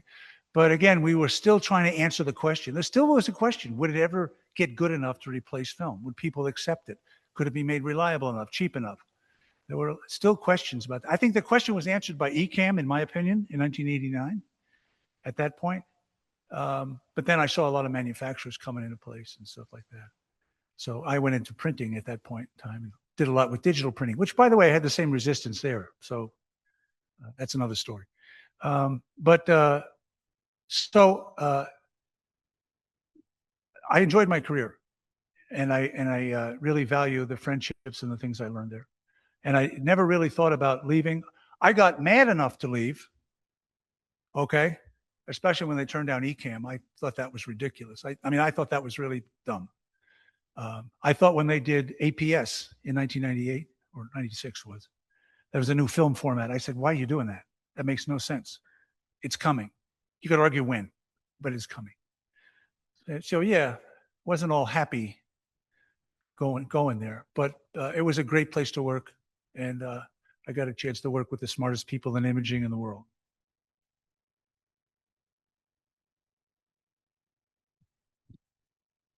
So this started obviously as a side project that you're particularly passionate about. Did you have other similar projects that kind of came along that you were very interested in that maybe didn't come to fruition? And how could you generally tell whether or not it was something worth pursuing, I guess? Like at what point? What's the last part of the question? Like with an idea like this where you're getting resistance within your company, what kept driving you forward? Like, what were you looking for that was telling you that it could actually be something? Nobody ever, no matter how smart these people were, and they were very smart, nobody ever gave me some fundamental law of physics that said it would never happen.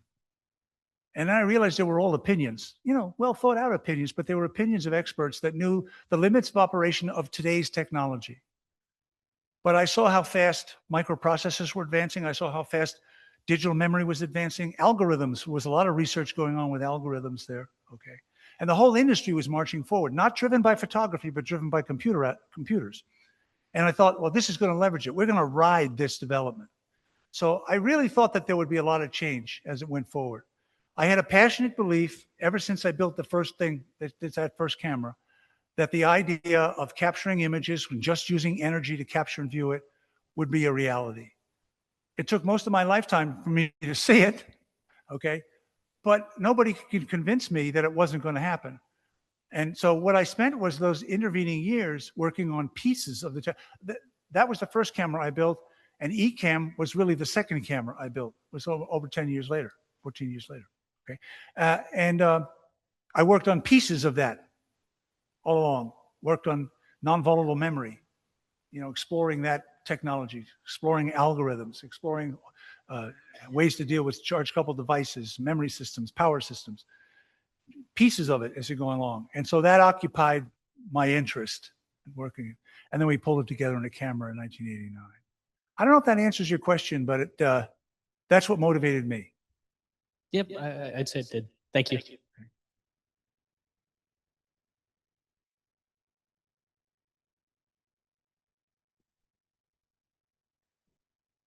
I'm curious if you consider yourself a photographer or if you make pictures. Do I consider myself a photographer? Yeah, like have you ever used any of the cameras that you've made to make? No, I'm a horrible photographer. I didn't even have a camera when I hired in Kodak. I didn't. I was interested in electronics. The reason they hired me wasn't because of this. It was because they traditionally hired mechanical engineers and chemical engineers, because chemistry for all these sensitized goods, mechanics for the cameras and the mechanical marvels that made up cameras at the time. But more of the cameras were being devoted to electrical systems, exposure controls, film advance, flashes, things like that. So they needed more electronic people. That's why I was in that class of hirees, okay? But I had no real interest in photography. In fact, they made me take photography classes when I went to Kodak. Yeah, they did. They sent me to, you had to go down and do the developing with the chemicals and the whole, I hated that. I just didn't, that wasn't me, So maybe that was my incentive. I don't know. Maybe it was just to avoid going back to there. I don't know. Yeah, I learned a lot about photography when I was there, and I appreciate, and I've met a lot of really famous photographers in my little ventures after I retired. Photographers are storytellers. They're great storytellers, and they use pictures to do it. And it's something that you just got to be born with. I don't think I'm especially good at it.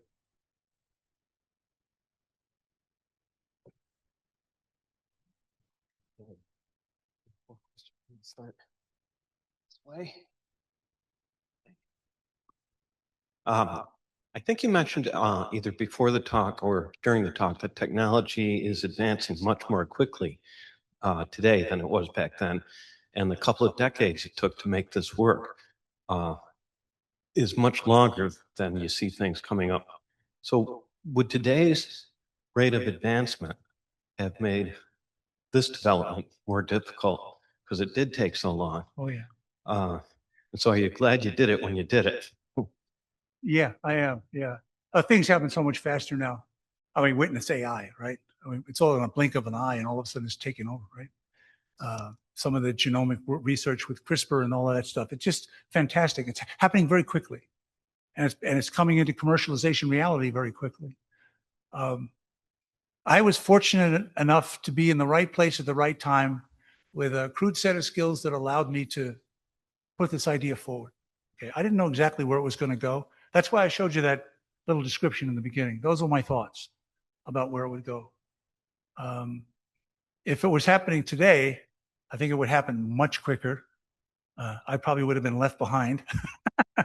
You know, so I don't know how to answer that. It's a different world now. You know, we've got such powerful tools. Back then, I had a soldering iron and a voltmeter, and that was kind of it. And so we had to build everything, you know. So in a way, I had the time and the luxury of time to think these things through. And luckily, seemingly nobody else was doing it either. So, But maybe today you would have had to buy Apple computer in order to remain at the leading edge. yeah. I don't. Okay, thanks. I was wondering if you could talk about the innovation process. A lot of people think that you start with a blank sheet of paper, and yet you demonstrated here that different components exist, and your job was putting them together, integrating them. So if you could tell us a little bit about the innovation process, that would be interesting. Well, the innovation process I used was the same one I used when I was a kid. I picked up parts where I could and repurposed them for the vision that I had, whatever I was building. I expressed myself through building things. You know, if they asked me to write a paper, okay. You know, I had to build things. I'm a tinkerer, okay? So that's how I expressed myself, and that's how I did it. And so I kept looking for solutions, and I was lucky enough to find them just at the right time. The DRAM, the sample and hold, the A to D converter kind of thing. All these things just came along at the right time. So I was lucky. Okay, let's put that straight out there. I was lucky, but I was looking for it. I was looking for it, trying to do it, because I knew what I wanted to do. I didn't know how to do it, but I would come up with ideas. Now, I spent a lot of time being wrong. Okay, I like to make the quote that most inventors know way more about why things don't work than why they do. Okay, because I'm wrong a lot. We were wrong a lot. There were many times, and we were right sometimes, and on Tuesday and on Wednesday it was wrong, you know, because it stopped working kind of stuff. And it had to do with the newness of the device and the technology we were using, and they had never been used together, you know, kind of stuff. So that was the innovation process that I used. Okay, and I don't think it's that much different today. It happens much faster, and you have way more powerful tools now. Some platforms that are amazing. Okay, and you have a distribution network or an information network where you can access this information. I had to read little paper journals, you know, go to the library and read paper journals. Now you get it on your watch, you know. I mean, so it's a lot different now. Okay, but I think the philosophy is kind of the same. You have a vision, and you do everything you can to head toward that vision, whatever it takes.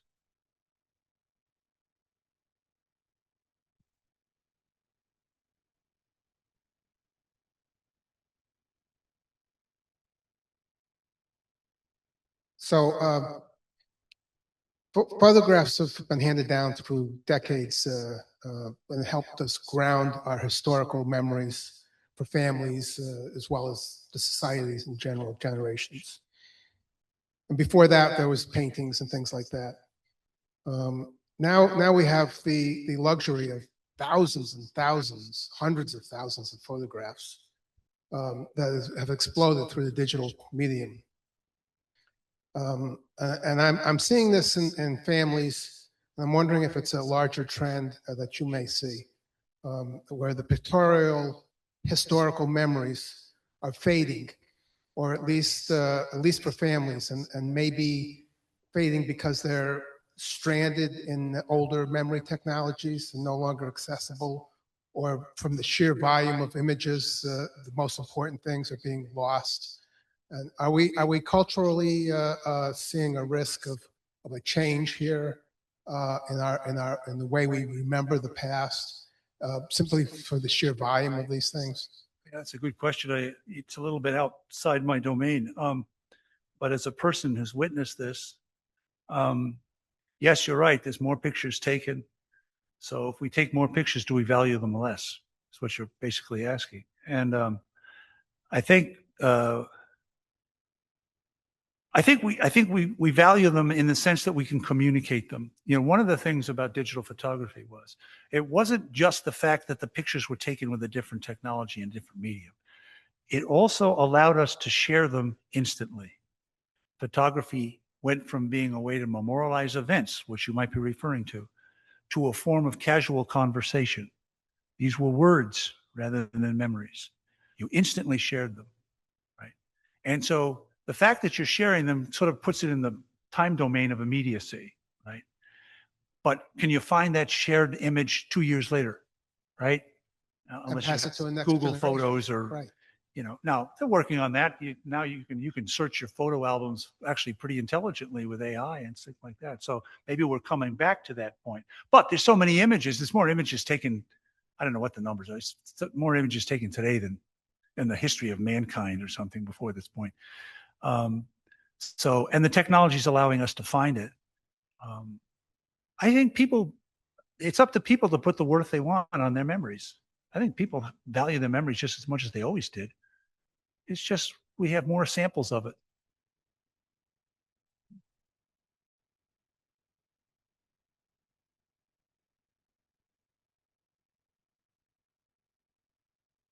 Hi, Steve. This is really very interesting information. So if you see from your camera and the today's camera, the lenses are improved, the megapixels have become really, really large number, right? So what do you see in a photography now, say 10 years or 15 years from now, they will advance to? What is the vision For the of photography? future of photography? Yeah. Okay. Again, a little bit out my domain. But you know, there's the question, of course, you know, do you need a camera at all? Because if you have a picture, the picture's already been taken and you just have to find it. It's on the web. You know, I came in here tonight and it's this beautiful building. It's absolutely gorgeous building. And I was going to take a picture of it. I said, I have to take a picture of going around. Then I realized there's probably one I can find on the web. Right? Do I have to take that picture? It already exists. Right? So in that sense, it's the ability to find these images, true images, by the way. I won't get into the whole AI modification thing going on. That's really scary. That's really basically where I think it's going. Cameras are everywhere. My God, I heard about now they're making glasses with the cameras in them, and there's a whole privacy thing going on. I mean, this goes on beyond my ability to absorb it. I just know that cameras everywhere sort of make us better behaved, maybe, you know, because we're always on camera. And maybe that's a good thing, right? But maybe not, because privacy is starting to go away. The average person, I think, is photographed some dozens of times during an average day, you know, just walking down the street, right? So is privacy gone? So I'm getting out of my wheelhouse a little bit here, so I'll stop there. Well, as long as you're out of your wheelhouse, sort of in the same lane, Marshall McLuhan famously said, "The medium is the message."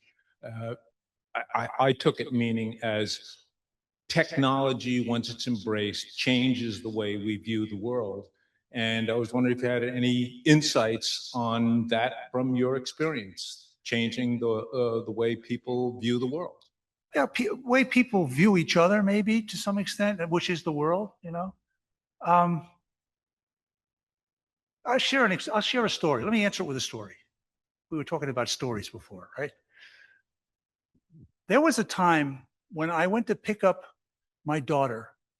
She was at Darien Lake, and she was going to see a boy band with her girlfriends. She was a teenager, 14, 15, I don't know. And they picked her up at the concert. It was a madhouse. And so I'm a dad, and they pile in the back of the car, her and her two friends. And they were screaming. They were so happy. They had taken pictures, horrible pictures. I mean, photographically, these were disasters, okay? They were taking some videos, which were even worse. And they had sound with them, which was unintelligible. They loved it. They were sharing it with their friends immediately. There I realized that photography was changing. My children were using pictures differently than I was. They were relating to each other through this medium. I had never thought about doing that. I thought, well, I would never share a really bad picture with somebody. That's the first thing they did. They didn't think about how good it would look. That was part of what Kodak's problem was in this evolution. They felt that image quality was everything, when immediacy was a big factor. Okay, so it changed. People changed the way they used the technology and the way they related to each other. So your quote about how they view the world, if we're talking about how we view each other, they have changed. Photography has changed that, in my opinion.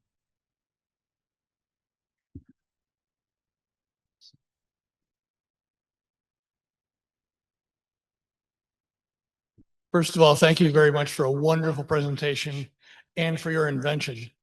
A little different question. What do you do for fun in retirement? Do you still get to tinker and build things? Okay, my wife is here. So I have to be careful how I answer that. I do on occasion purchase some interesting things. It's funny, when you get older, you sort of go back to what you did as a kid. And so I've been, getting interested in radios. I was a ham radio operator when I was 13 years old, right? I put up an antenna on the roof and I transmitted and I knocked out all the TVs in the neighborhood. It was beautiful. And now I'm sort of getting back into it. All these years later, now everything's really more complicated now. Everything's digital, kind of thing. But I'm starting to do that. I picked up my guitar again, kind of thing. So I picked up these things that I was doing as a younger person. So I'm sort of going back to those things. And do I tinker? Yes.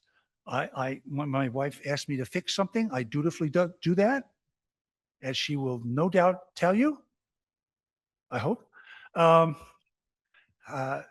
I do that, and I like to fiddle around with things. Now, I do get disgusted because things are so complicated now. I can't figure them out. I do buy something. I read the instruction manual. I said, I'm done. I can't figure it out.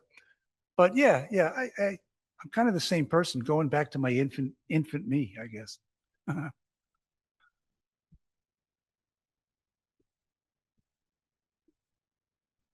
So converting photos into a digital medium, was there ever any talk about the ramifications that would arise from converting it to digital medium, because it would be more easily malleable and realistic to create? Oh, sure. Converting photos into a digital medium, was there ever any talk about the ramifications that might have on fake media? And if there was, did that ever discourage you from working on your invention? Impact on the media as such, and I didn't think that much about that. I knew that this was going to replace photography. Or at least that was my purpose and my hope, because I thought it would be beneficial. I quite frankly didn't think I would see the progress that I did. I did that slide deliberately. I never thought that thing would exist in my lifetime on the right. I thought I would be happy to live to see a 2 million pixel imager in a camera. So I completely misjudged the speed in which this was developed. Okay. So it's impacted parts of life that I never even considered. Okay. And I never considered something. An example, I was with Marty Cooper in London several years ago at the Economist Awards. And we were very lucky to be receiving some awards from the Economist magazine. And Marty and I were standing in the back of he invented the cell phone, by the way. And we were talking, neither one of us ever thought about combining these things. But how are pictures taken today? And we never thought of it. Okay, so these things happen in ways that you can't predict. So I'm not sure how to answer that other than it exploded faster than I thought. At least in the last 10 to 15 years, it's really exploded, and it's impacted everything. Never thought about cameras in my car, for example. I just never thought about that, let alone part of your eyeglasses or whatever it is. So we didn't have that much discussion. We discussed mainly the world we knew and how it might change. We didn't discuss how the world was going to explode in many different ways. Thank you.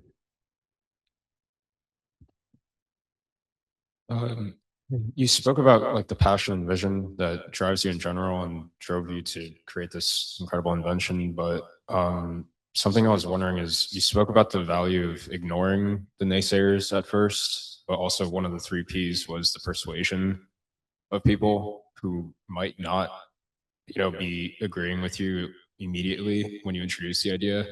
And I was wondering, I guess, how you balance those 2 things, and perhaps was there a transition from where you started to transition from ignoring the naysayers to then trying to persuade them in the public eye? I would, yeah, there's a balance.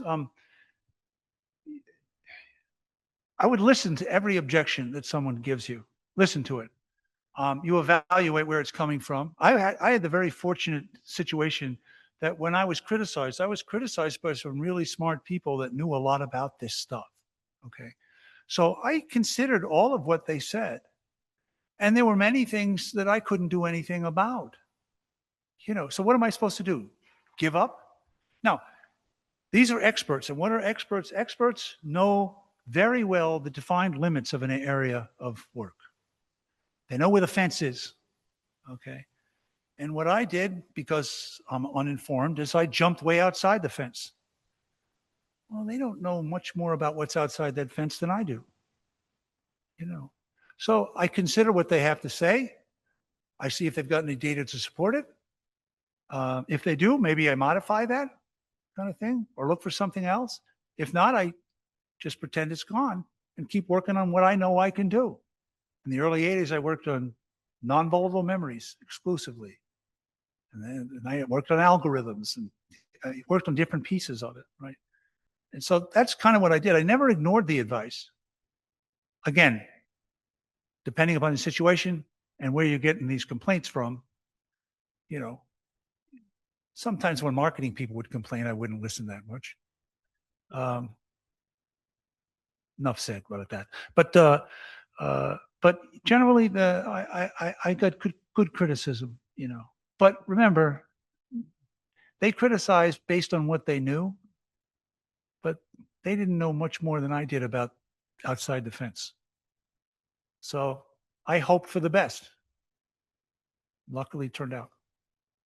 Thank you.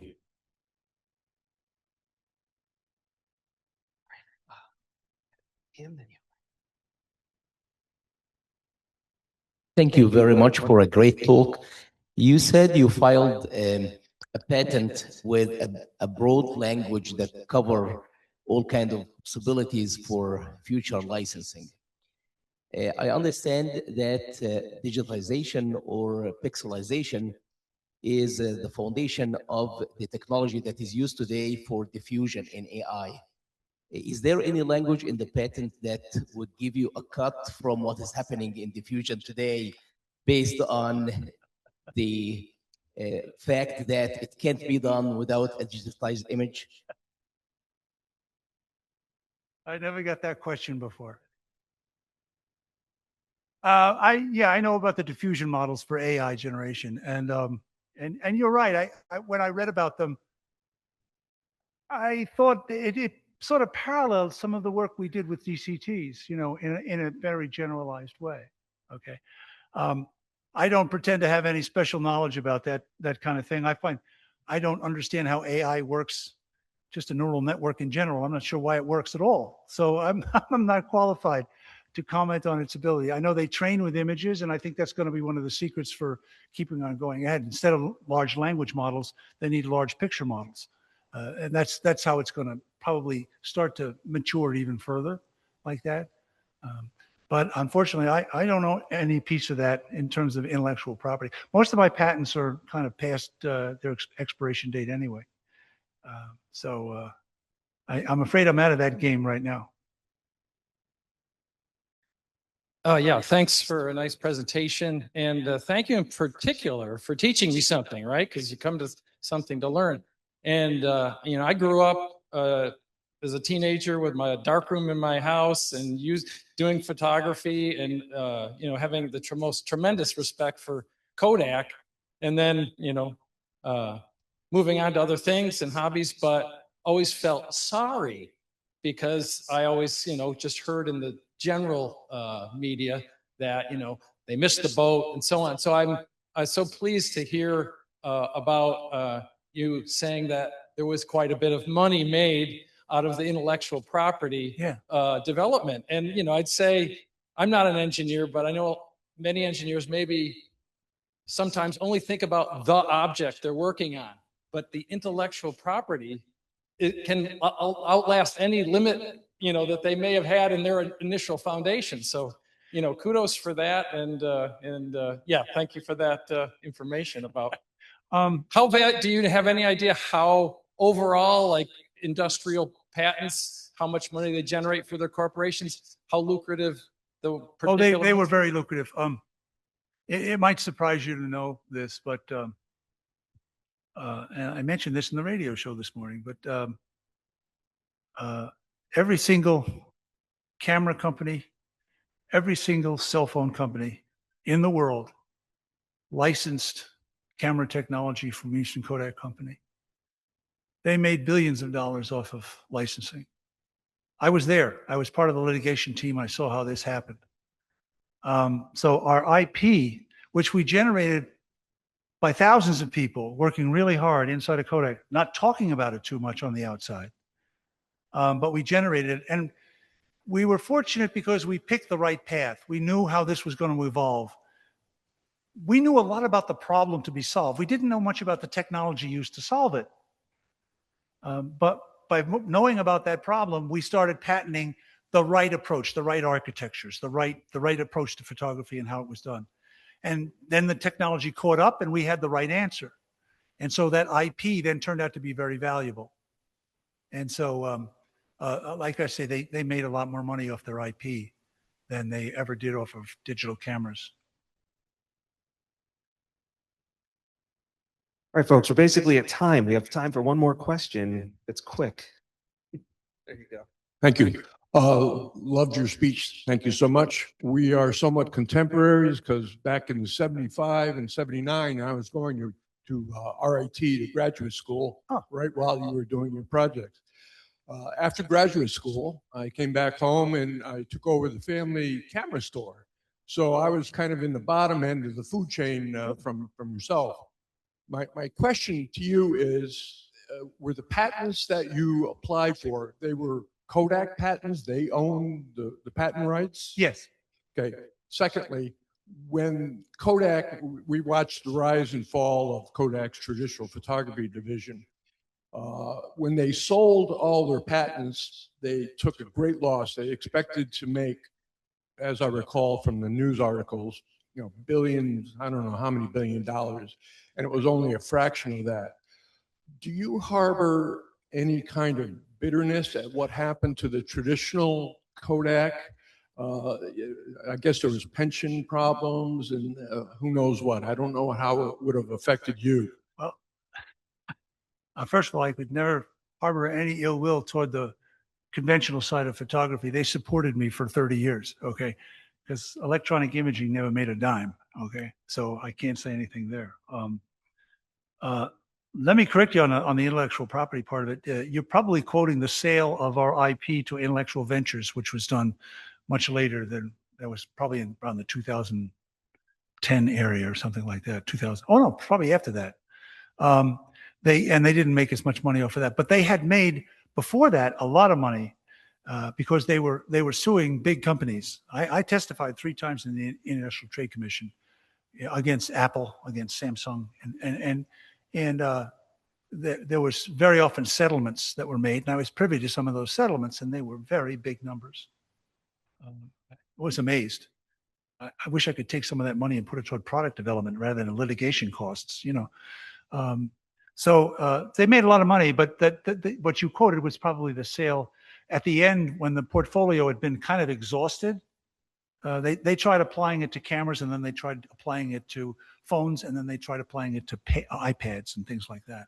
And I think they sort of ran out of gas on that kind of thing.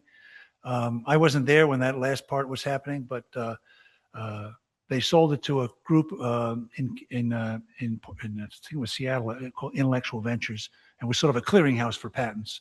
And they didn't get as much money as they thought they would for that combination. I think that's what you're referencing. But they did make a lot of money off their IP. Thank you. Yeah. Thank you very much. It's a great honor being here. Thank you.